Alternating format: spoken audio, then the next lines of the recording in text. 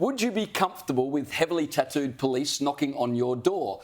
Well, it was announced in South Australia that police there will be allowed to display non-offensive tattoos rather than covering them up. Police Commissioner Grant Stevens said visible, non-offensive tattoos can now be displayed, but they can't be on ears, face, head, scalp, front or sides of the neck. This is not about lowering standards, he said, but more so balancing dress standard policies to reflect societal change. Liz, I've got to say, I don't think that police should reflect society. I think they should be role models for society, and it's no coincidence that generally tattoos are considered an asset when police are doing undercover work with, criminal gangs. I've got friends who have got tattoos, but more often than not, tattoos are a sign of poor judgment and a assertion of individuality, neither of which are appropriate for the police force. Judgment calls. Look, I've got to say I vehemently disagree, because to say that the lowering standards simply because we're including tats and long hair now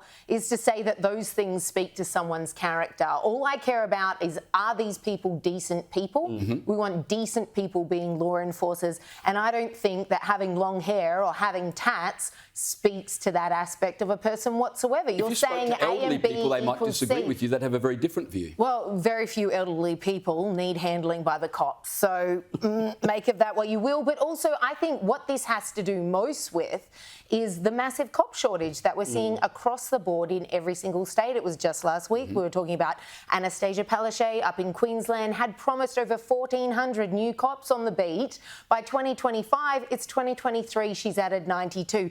This is across the board, and I think this is very smart by South Australia, because people who would have previously been discounted can now apply. They're not saying you can't have tattoos. They're just saying you're allowed to display them.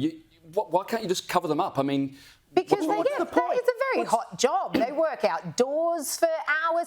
Honestly, I don't see why you should have to cover it up. If you've got tats, let's see them. The only thing... Police have higher standards? No, the only thing that should come into it is whether or not a particular attribute that you have impedes your ability to do the job. Now, you can't tell me that having long hair or having a tattoo impedes your ability to be a good police officer. They are the only things that we should be concerned about. I mean, if we say, oh, well, you can't have tats, you can't have long hair. I mean, how many other attributes are there that we could possibly say might offend someone? Again, they're not saying you can't have tattoos. They're saying if you've got them, cover them up. Well, that's what I'm saying, and I think perception... But why should they cover them up? They're not shameful in any way. It doesn't... You can't tell me that walking around with a visible tattoo is going to make you a worse police officer than one that covers up their tattoo. No, but... It does not change your ability to do the job. And if it doesn't change your ability to do the job, particularly in a country where we have anti-discrimination laws that govern who can and cannot be discriminated against in terms of employment,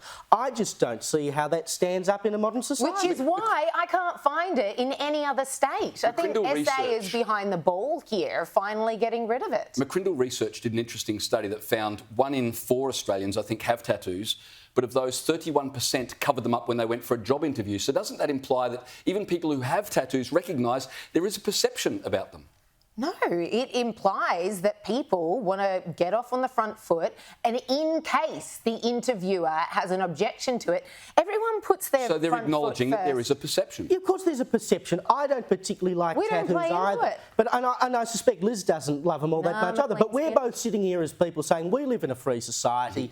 Even if we don't like them, you should have the right to have them. And I'm not even saying I dislike them. They're not for me. But I'm more than happy for cops to have tats. It doesn't affect your ability to do the job. This is where I'm playing my trump card in the argument. Oh, yeah, I was going to say, you've got to get rid of that mug now, because that is the end of it. It is patently wrong.